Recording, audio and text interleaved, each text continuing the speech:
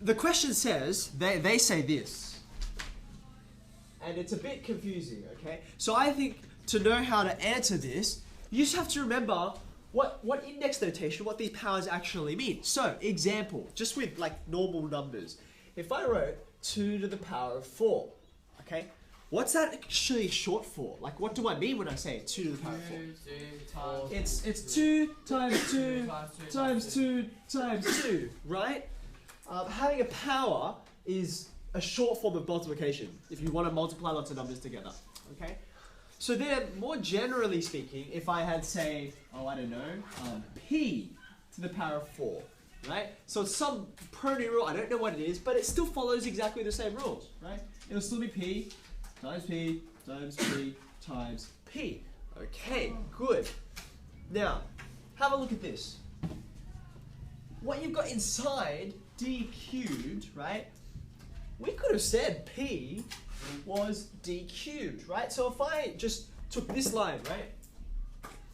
And instead of p, I wrote that. Okay, see what I've done? Raise that to the power of 4. It's exactly the same thing, except I'm just swapping something else, substituting, if you like. This is going to be, well, what did I do in the previous line?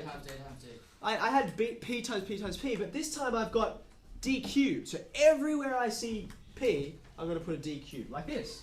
D cubed times d cubed times d cubed times d cubed again. 4 times, just like you had in this line, right? You see what I've done? So, just everywhere I had a p there, I've written d cubed, and I had to write it 4 times, okay? But, you guys all know what just one of these means, right? One of these here, just on its own, that's just d times d times d. But I have to do that 4 times, right? So what's that equal to? Well, I could write it all out if I wanted to. That'd be d times d times d. There's the first one. Times d times d times d. There's the second one. Maybe I'll just sort of put a bracket underneath it to show, right? Then another one. Make sure I don't lose count here. And my last one, my 4th one. Now when you count them up, I count 12 d's, right? D to the power of 12. Okay. Now that's correct, but that was a very long way to go about it, right? You can see that what this tells you is one of the index laws. Namely that when you raise a power to a power, right, you're multiplying these indices, okay? So really, that's the same as, I could have gone and done this. 3 times 4.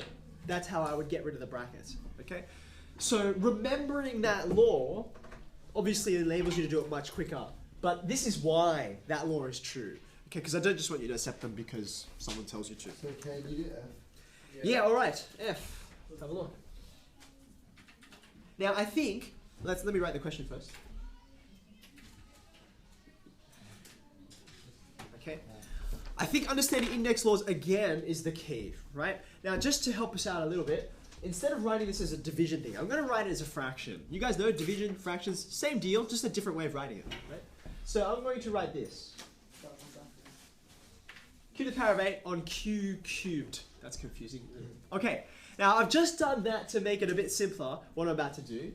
I'm going to write these out just like I wrote these out, okay? I should have 8 q's on the top and 3 on the bottom.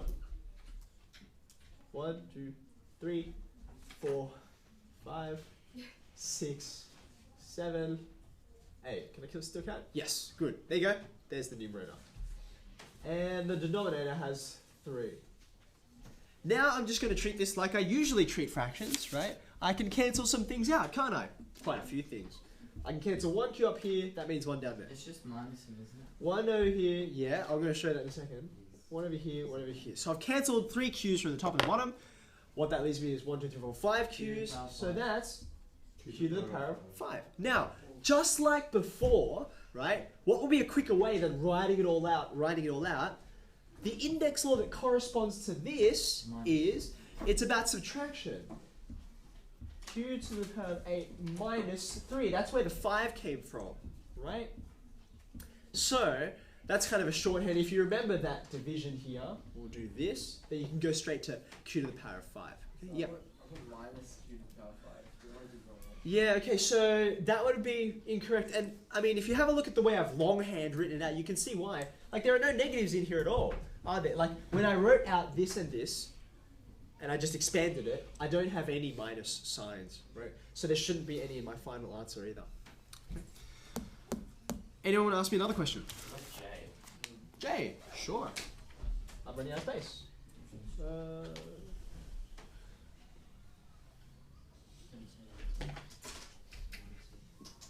Okay, Jay. Right. Sorry, this is what the question says. Okay, how do I explain this? Remember, just a general problem-solving strategy, right, that will help you a lot, right, is when you look at a question you don't know how to do it, try and simplify it in terms of a question that you do know how to solve, okay? So, I'm going to put some numbers on it, just like I put numbers on it up here.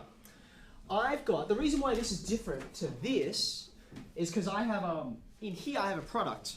I'm multiplying two things together. That's a product. That's the only difference between these two questions, okay? So if I can work out what to do with a product, when I raise a product to a power, I can work out the whole thing. So, example. Let's do 2 times 3, right? There's a product that I know, okay? And let's raise that to the power of 3. Okay, so this will be quite a large number, right? Now, what's that equal to? I can approach this two different ways, can't I? I can say 2 times 3, that's 6, right?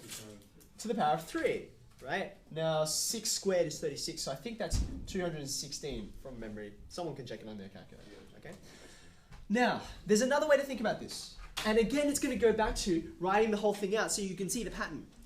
2 times 3 cubed. What does it mean? What does cubed mean? It means do it 3 times, right? Now, let me see if I can do that without making it 6. It's going to be 2 times 3 times 2 times 3 times 2 times 3 one more time. Is that okay? See what I've done? I've just gone from this to this without simplifying the 2 times 3. But I can rearrange this stuff, right? I can match up the 2's and I can match up the 3's. I can say that's 2 times 2 times 2. That's how many I count. Yeah? And 3 times 3 times 3. You see that? See what I've done? So now going down back into index form, that's 2 cubed and that's 3 cubed. Okay, now see what's happened, right? Let's compare this line and this line. Okay? If you've got two things that are multiplied and then you put a power on them, okay? That's just the same as putting the power on each number individually. Can you see that? See what's going on? So that 2 has just become that 2. This 3 has just become, yep, right? So let's have a look at this. The product is made up of a 5 and an r to the power of 6. So I'm going to follow this pattern here. I'm going to take each one individually, 5 and r to the power of 6, and I'm going to raise each of those to the power of whatever. What is it? 2. See that? So I'll raise this one to the power of 2, and I'll raise this one to the power of 2. Okay? So now this problem is just like the one I did before, isn't it? 5 squared, you know what 5 squared is? 25. And here, I'm going to multiply the indices together. It just so happens that it ends up being the same number that I got before. 6 times 2 is 12. Okay? So there you go. That's what 5r to the power of 6 all squared, that's what it equals to, because this is the law that goes with it. Okay? You can break apart the two factors to do the powers individually.